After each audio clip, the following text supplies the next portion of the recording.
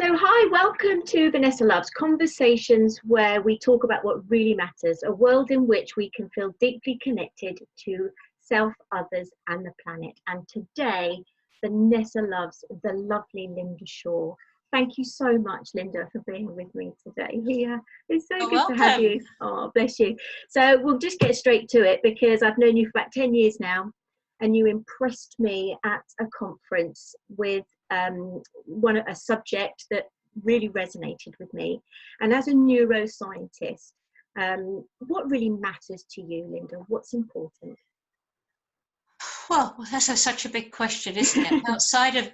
outside of the love of my family, my children and their offspring, and everybody having long, healthy, happy lives, I think probably outside of that is what drives me for my work, is to show people that actually they're in more control of their destiny than they believe. I think there is an awful lot of anxiety and anguish out there because people are overwhelmed. Or people are lost, or they're feeling they haven't got their footing in the right place.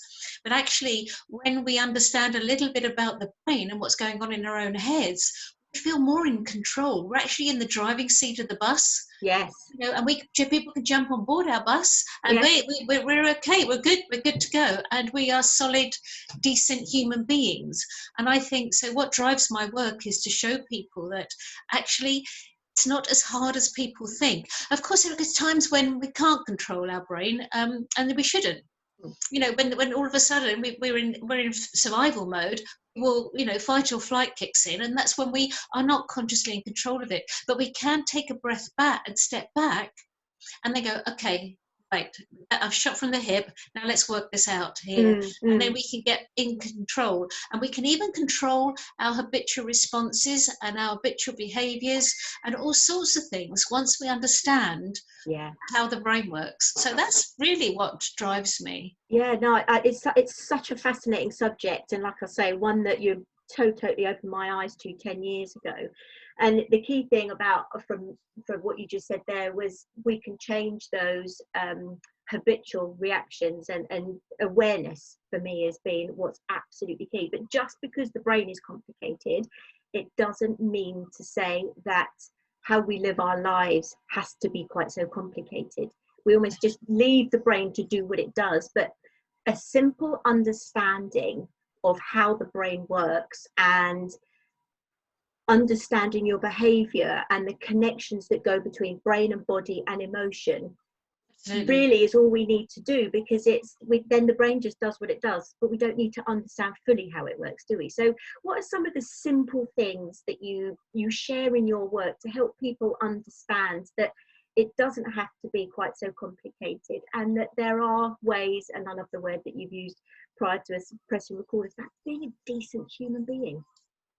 Well, as you probably remember, about 10 years ago, I came up with a concept called the pleasure umbrella. Yeah, I loved it.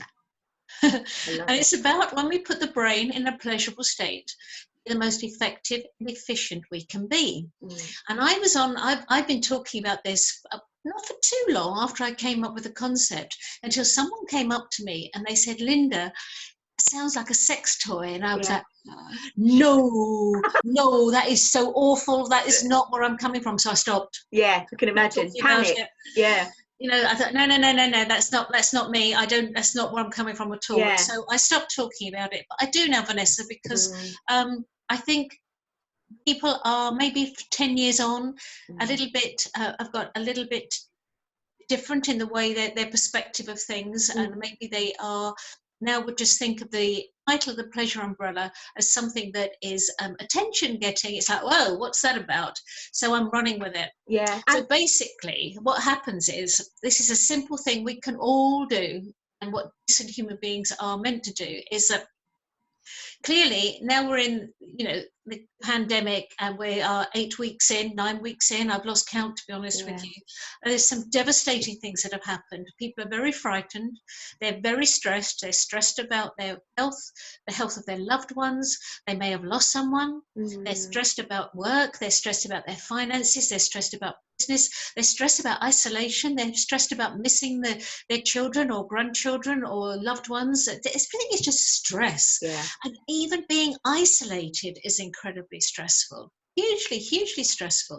And I've noticed over the weeks, there seems to be like a national mood on a weekly basis. And I think at the moment, we seem to have tipped into a sort of some kind of resentment, some kind of spying on our neighbours, some kind of resentment that somebody's got a garden and I haven't. I'm in a flat.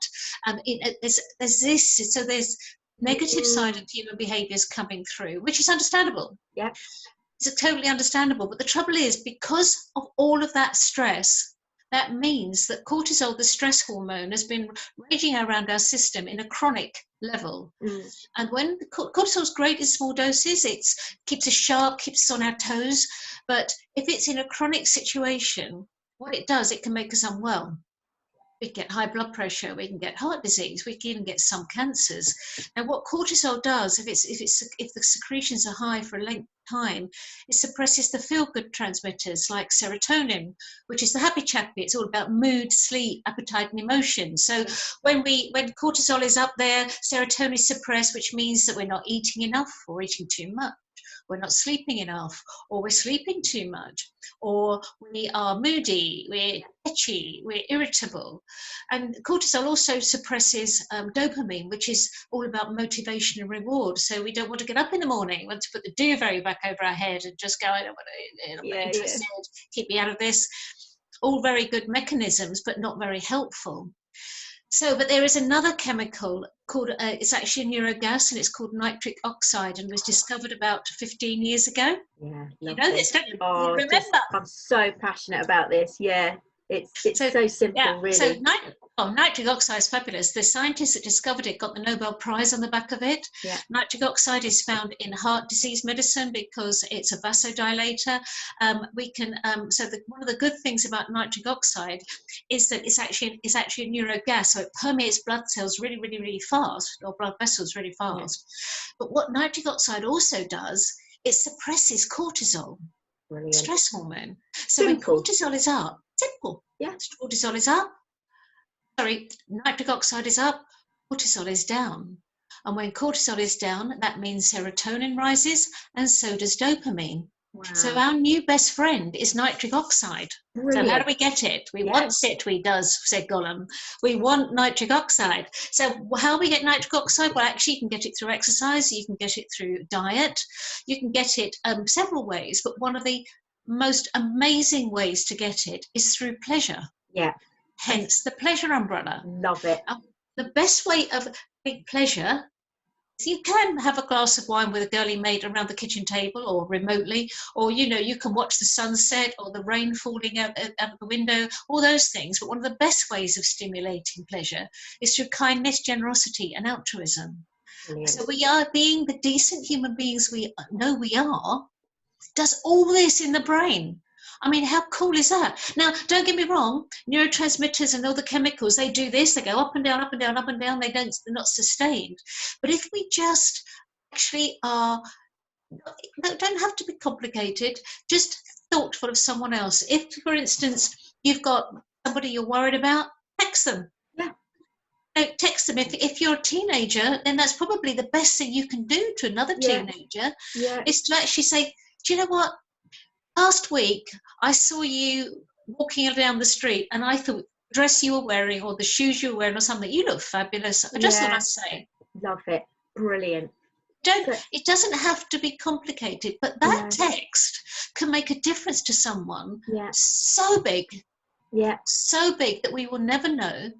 Also, we feel better about ourselves. And that's how we can control simply. One of the ways we control simply what's going on in the brain. So there you go. I love it. The nitric oxide for me became I obviously first heard it with you, and then it's popped up quite a bit in my work over the years. but the benefits from having stimulating, activating this gas in our bodies, of the immune system, like you say, is so underrated. You know, it restores our sense of resolve and hope, and so much needed in this time right now. And also pleasure is, like you say, some people can reach what I call fake pleasure, like the wines and the sort of the sugar and things like that. But true pleasure that's experienced with our five senses, or joy for me is pleasure comes from being in what I call my joyful state. And I just did a joy journey, funnily enough, in my group, a 10-day joy journey, where we looked at the ways that we can stimulate more of this gas, because doesn't it need to be, don't we need to be in that generous and kindness and altruistic state little and often, because it doesn't live in the body for very long? Is that correct in my understanding? Yeah, the chemicals are not sustained at any kind of level for that length of time. The neurotransmitters and nitric oxide, no, they go up and down. It's fleeting. Yeah. But actually, there is a knock-on effect. There is a knock-on effect where you've stimulated these things. You're feeling better about yourselves, and therefore you will have a different attitude to maybe what you do next. Yeah. So what you do next, we might have a different and more of a positive outlook about tackling a piece of work, or your next conversation. So if your next conversation is actually framed in a better way than it would have been, then that the effect will last longer. Yeah. But it's not. And the thing is, also, if you talk to social psychologists, they will go, "Ha, Lynda, hang on a minute. If you are being altruistic and you're getting something back, all these feel-good neurotransmitters getting better, then that's not altruism, because altruism is giving something without expecting anything in return."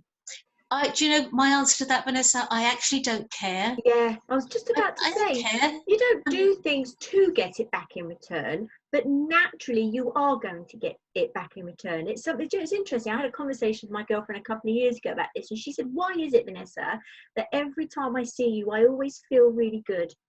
And I said, I kind of, the word that popped to mind was sex, but not as in sex as we know it, but SEX, sacred energy exchange. I said to her, I think my understanding is because I love you and I enjoy being here and I engage and I share myself with you, you receive it and then you give it back to me and I receive that. So there's this, I get the shivers as I say that. I can see the infinity sign, that kind of harmony and that balance, and the you to me, to you to me, to them, and you just have this flow, because that for me, as I understand, is how the world works. So I don't turn up at Charlotte's house and go, I'm going to make Charlotte feel good today, so therefore I then feel better. I love her, I enjoy spending time with her, we laugh, we talk, we share. But she receives me, I receive her, we give and we receive, and there's that flow. And I think that for me is my understanding. And there's no altruism, but this is a true definition of it. Who flipping cares? If you feel good, you feel better, isn't that surely going to help transform the world from a place of love and joy and connection, rather than fear and competition and lack?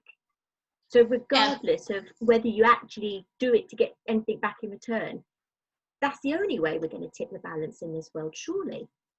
Yeah, I think that's true. I think what happens is, if we respect one another, and if we are interested in that other person, and we are curious, so we learn from that other person as well, we will feel energized. They will feel energized because we're interested. And if they do that same thing back, they respect us and they're interested in what we have to say, and they're curious about something so they can learn from us. It's an amazing exchange.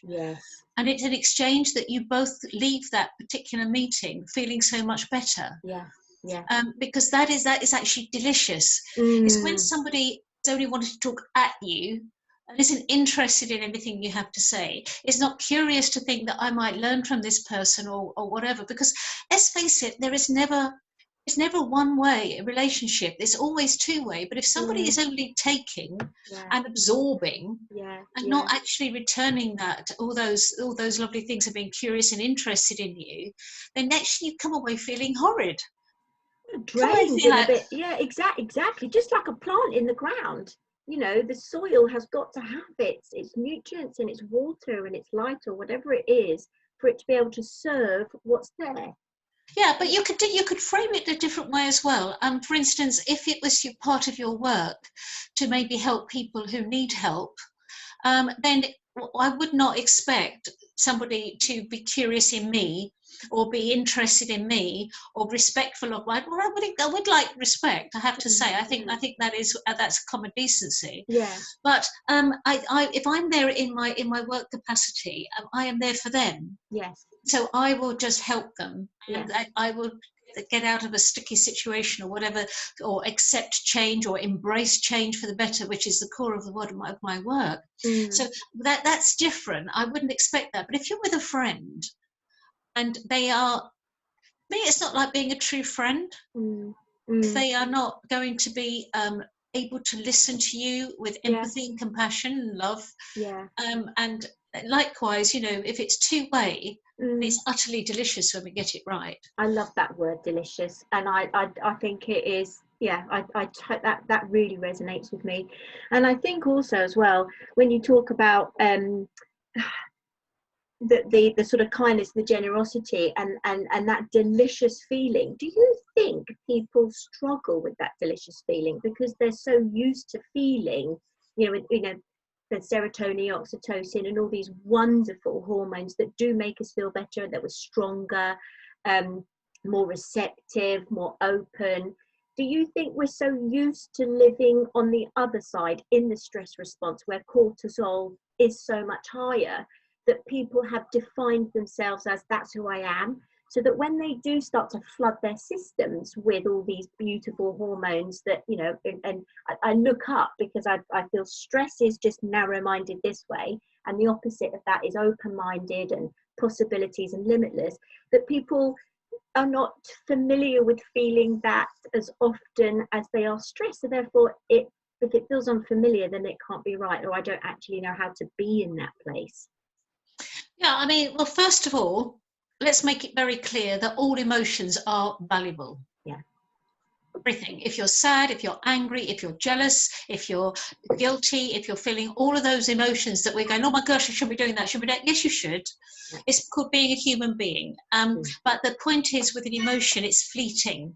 A feeling will last longer, a mood will last longer, but emotion is fleeting, which means that if you're in a rotten mood, half a day, a whole day, you would go through many emotions whilst you're in that mood.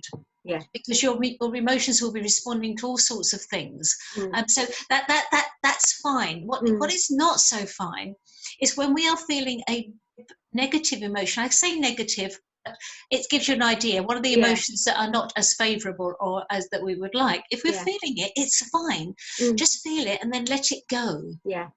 Don't hold on to it. Just don't hold on to it. So all those sad feelings, everything is great. They serve a purpose, but we need to let go of some of this stuff. And so that we can get on, really. So and also be in a happy state constantly must be exhausting. Especially if it's put on, for sure, if they're pretending to be. But also I totally get what you're saying about to be in that, because I'm sure many people who see this will agree with me that when we think of Lynda Shaw, we think of effervescent, we think of happy, we think of joyful, we think of generous, in all these things. But I think you'd also be the first to agree that you are also human, and you have times where you are not feeling that, because it's inhumane, right? So it's like we're everything and nothing all at the same time. So, but I've noticed over the years that there is a difference from feeling high vibe, positive emotions. I'd rather feel that, and I know how to, well, I suppose with the principles of the pleasure umbrella, help myself feel that from an inside place rather than the opposite. So I don't really want to be in my stress place as much as I have been or I can be, but understanding how that works. It's definitely a journey from. It is. I mean, I mean, over the years, of course, life happens. You know, the nasty stuff happens to me and everybody else on this planet. Yeah. And I do take it on the chin. That, and it's like dug in the gut, you're hurting, you're crying, you're in pain. I am able to pick myself up quickly. And I think, I don't even know whether that's a natural disposition or not, but my husband is the opposite. So, for instance, a while ago now, he came home and he was made redundant. I went, oh, brilliant. You can now go back and study. You can go and do what you really wanted to do. We can move house, we downsize, we get the kids into a different school. It'll all be really, really, you know, and he's just shaking his head. He's going, Lynda, I've just been made redundant. And he takes his responsibility of being a husband and father extremely seriously. But I got cross with him because I said, don't hide behind us. Don't hide behind us at all, ever. We've got 2 great kids, and we have got, you know, I'm a bit between my ears, so that it's all fine. I can work. The children, it's all great. Just do what you want to do. Yeah.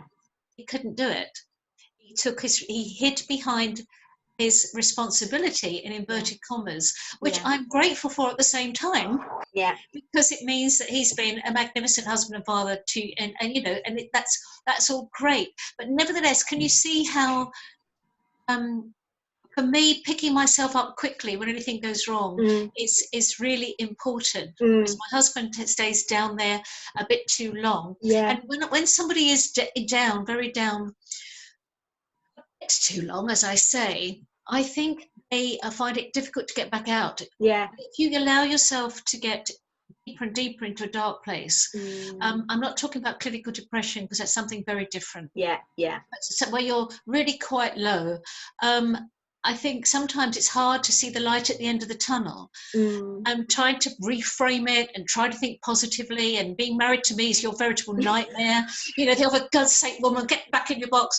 But actually, if you can, my poor husband, he looks 153 now.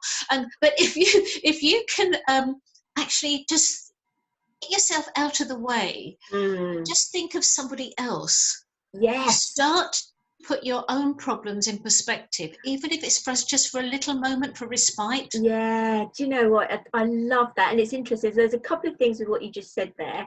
Do you think that you are able to help yourself get out of that place for a couple of reasons? A, because that could just be your makeup, right? We know that there are some people that just are better or find it easier or don't even really think about it. They just let it go.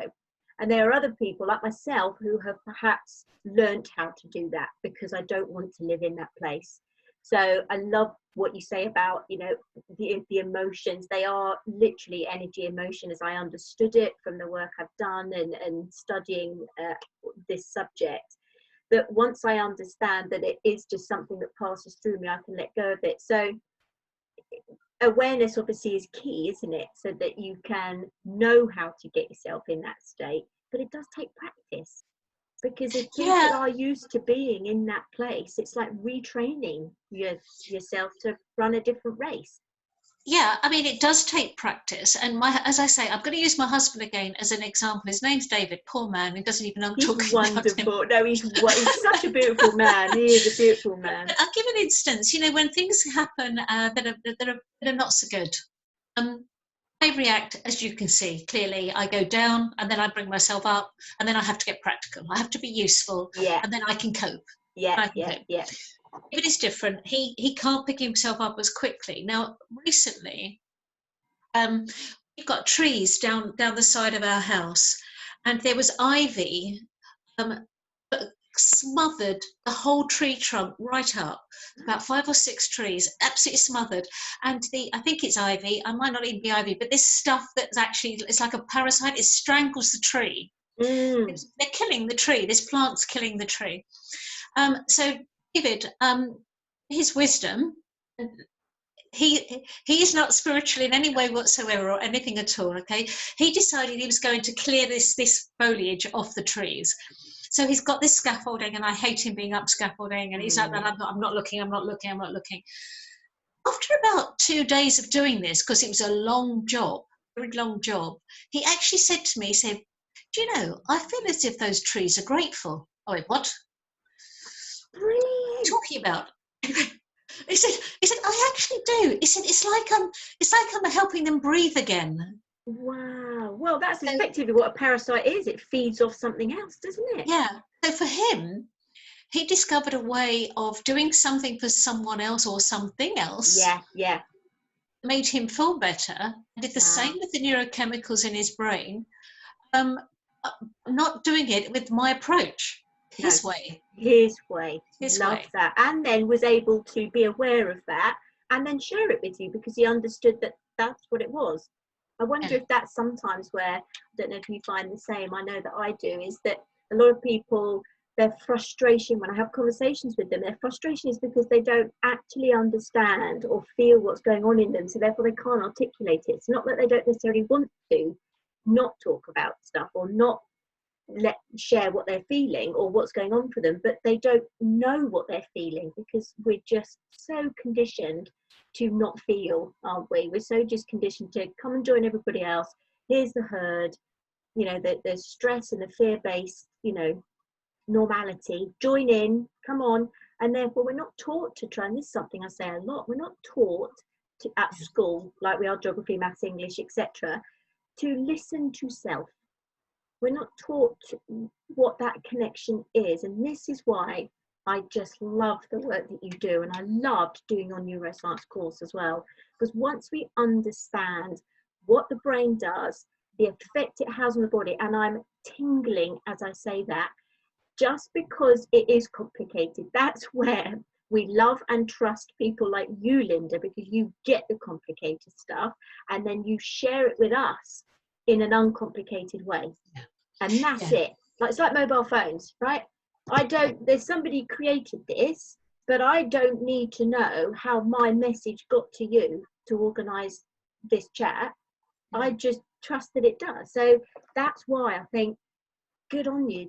Keep sharing, because, and this is the other thing, and I will just say this is what impressed me so much about you 10 years ago in that July conference, was that not only were you engaging, not only were you fun, and you made the message so simple, and the content was genius, and I would love to learn more about the pleasure umbrella, but that you look great on the contrast is, for me, I think what turns people on. And I've watched you on the PSA stage, and I've watched you, I've followed you avidly, as you know, because I just think you are the bee's knees. So the fact that you are talking about such a deep, important, essential, complicated subject, but you look like an angel, I think is what really it does. I'm speaking the truth. That's what I understood. And that's why I see the people that follow you and listen to you, and I've watched hundreds of people just be mesmerized by you. And I think that's the contrast. And so I just want to say thank you for that, because the more people know about this work and what you do and how it can help themselves, and that they can, by understanding the principles of neuroscience, drive their own bus, we will begin to see that change, which is so desperately needed. I love you dearly, Vanessa. You've just said such beautiful things about me, and I'm wondering if you'd be my agent. Yeah. We can make a really good team. Yeah. But it's true, and I think that that is, you know, it's like I've said before, when guys, big burly guys, or guys, masculine guys, stand up and talk about love, we listen. Because if I stand up and talk about love, people go, yeah, go figure. And I know I'm stereotyping here, but this has been my experience. And yet you're the opposite, whereas you are this, you know, this beautiful looking person that's talking about, the meat and 2 veg. So people go, wow. I mean, it's impressive. It's, you know, and I think that's what gets people's attention. So I think bring back the pleasure umbrella, because I think if it's going to wake people up and get their attention, I'm all for that. And that's, again, why I wanted to have this conversation with you. So where else can we find out more about the pleasure umbrella and, you know, the gems that people can help themselves with? Well, I run courses, I do coaching, I do all sorts of things. So you can find me at drlindashaw.com, Lynda with a Y. Yeah. Or email me, linda@drlindashaw.com, DRLYNDASHAW. So always happy to chat, always happy to talk to you. And I also can give you lots of books and resources if you wish. Just email me if you just want to know where you can go to read up on stuff, and I'll give you some decent reading list. And also as well, your one. So your brain is what this isn't your first book though, is it? But I love this. As you can see, I've marked all sorts in here, and I've scribbled in it, because again, taking such a complicated subject and making it so simple, and when you put it across so eloquently, for me it's a no-brainer. And excuse the pun, sorry, I didn't. Thank you very much. I didn't mean that. So I've got one last question for you, actually, Lynda. So with your work in the world, how do you see, when you visualize a future, how do you see the work that you do with your neuroscience and the pleasure umbrella and helping people with the brain, how do you see it positively impacting the world? My work, the core of what I do is showing people how to embrace the science and the art of change, because the brain doesn't do uncertainty, and when people are faced with change, there's an awful lot of uncertainty, and that's frightening. So what the brain does, there's gaps going on because we don't know what's going to happen next. We fill in the gaps, so we make things up. We make things up, and that can cause us stress because we then worry about what's not going to happen. It might not happen, so we worry. We all do it. We do it all the time. So what I do is I've got a three-step process. It's actually really simple. It takes about 3 hours, maybe 4 hours to do. And we do it together. And then I show people actually how to come up with an idea that is absolutely the best idea to move forward to get over this point of uncertainty, especially in their business. Most of my work is for people at work as opposed to their family life. So how I see it is I want there to be an army of people out there who actually embrace change, because if we don't, we're on a hiding to nowhere, because life is changing so fast. It's not going to slow down. It's not going to get better as far as change is concerned. It's going to get really, really even faster. So we need to be ready for it and enjoy it. Yes. Enjoy the process, because otherwise we're going to drown. Yeah. I love that. And it's just, it really is, isn't it? And it again, we've said it a few times, that it doesn't have to be as complicated as it is. And that's the beauty of, this work as well, is that, how simple it can actually be. And just what a beautiful world it would be if people really did embrace change, and what I call going along for the ride, enjoy the whole lot, the ups, the downs, just like a roller coaster. What our girlfriend said to me years ago, I might not like the roller coaster ride I'm on, but at least I know what's coming next. And she used that in the stress roller coaster. So I think the pleasure umbrella is definitely something we can all embrace a little bit more in our lives, to be able to live that fulfilled existence we're here to live, surely, with each other primarily, isn't it? Yeah. Well, I think this, people are calling it lockdown, other people are calling it cocooning, whatever you wish to call it. I think cocooning is rather lovely. Yeah. But I think it is, one thing it has shown us, and there's lots of things it's shown us. One thing is that we really are tribal people. We really do need our community. Yes. And whatever that may look like, people are suffering because they are not seeing the people who they love, and indeed people they like. So, and it's harmful, and I think it just shows how much we need one another, and how we're talking now on a screen. That's absolutely fantastic, and thank goodness we've got it. However, to be actual together in the same room is so much better. So much better. And I'm sure it won't be too long before we can all get back to seeing our families and spending that precious time together. And like I said to somebody in the supermarket this morning, just maybe we will all just be a little bit more appreciative of each other, and kind and generous, and all those other lovely things that keep this world turning in a beautiful way. Lynda, you are an absolute dream. I love you to bits. Thank you so much for being with me today. And your words of wisdom, or your pearls of wisdom, I'm sure will resonate with many others. So I really appreciate your time, and thank you for being here. Love you lot. Okay. Bye, Vanessa. Bye.